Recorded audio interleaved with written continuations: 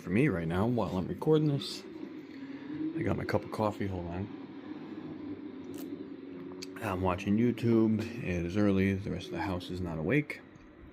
So I'm going to do a little series on this K10.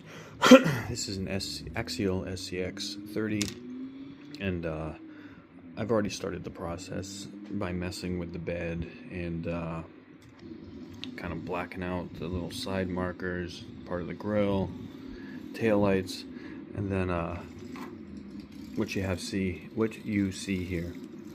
Some of these wires are actually, this is the battery wire. Let me pull this off of here. So there you go. Let me see if I can do this one hand. If not, oh, look at that. So I am a wiring fanatic, and these things are next to impossible without going extreme and wire cover, which is not needed. Just a couple zip ties because it's tucked under a body, and I got to try to turn the OCD off. So the only thing that's not really secure right now is the servo wire, because the servo has not been done in the front yet. So it's just kind of, I designed the way that I zip tied, if that makes any sense, where I put the zip tie and left the nub up to create a hook point just to run it over the top here. My biggest obstacle, because of the tiny chassis and the only place that it goes inside is in the cab here. So I had to kind of keep everything pushed forward. So trying to find a place to put the receiver, I put the receiver on the back on my Jeep, and that was no problem because it had all the clearance in the world, and I could run all the wires down the center. So this I had to do a little bit different. Take the glasses off. So what I did was, and it's gonna be tough to see, it's got Velcro, so if I need to pull this for any reason, is the frame had a little lip. There's no way to, I don't have this stock rail.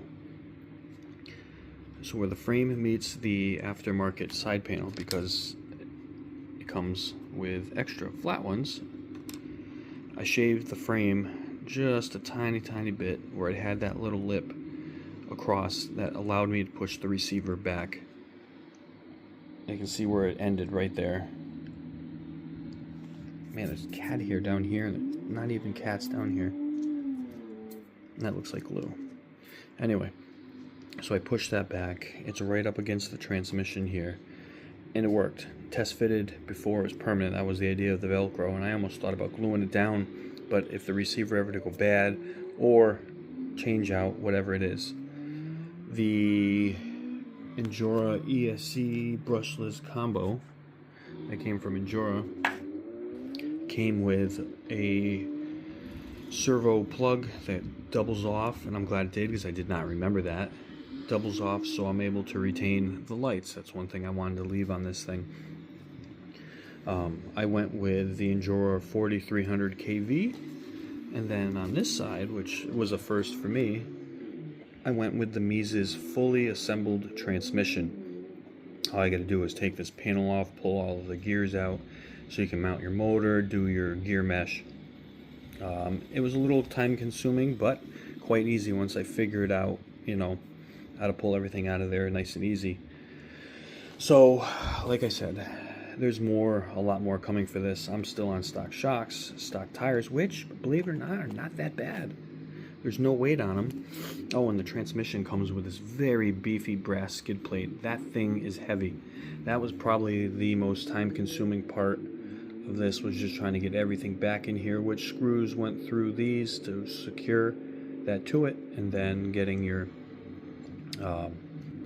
clearance links here. But what a difference in weight. In the little test that I did over on the half-ass crawling course that we have, it went up things that did not stock, even with just the brushless, and that's got a lot of weight in the front and stuff now, and that made the difference. This one, I don't know what it is with the tire, maybe it's the tire compound, but it crawled right up it. It was crazy. And then with that weight, certain things that made the back end tip, it just kind of keep it planted. But every little thing I do to this, I'm going to make a quick video, so this is going to be the longer, just about 5 minutes.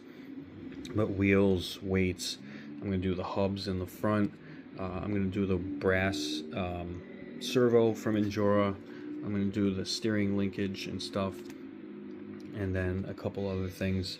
So as I journey along through this, I ask you to follow along if that's something you're interested. Oh yeah, and suspension.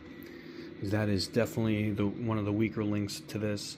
Not bad, but when it comes to clearance, it just doesn't have any clearance versus that guy that's got the, I believe, the 20 or 26 millimeter Injora, and that thing's a freaking tank. I love what that thing can do, but I'm gonna go a little different with more weight and stuff in the front and see what I can do and get this thing crawling. And then be able to tidy up these wires once I replace the servo. So that's where I'm at.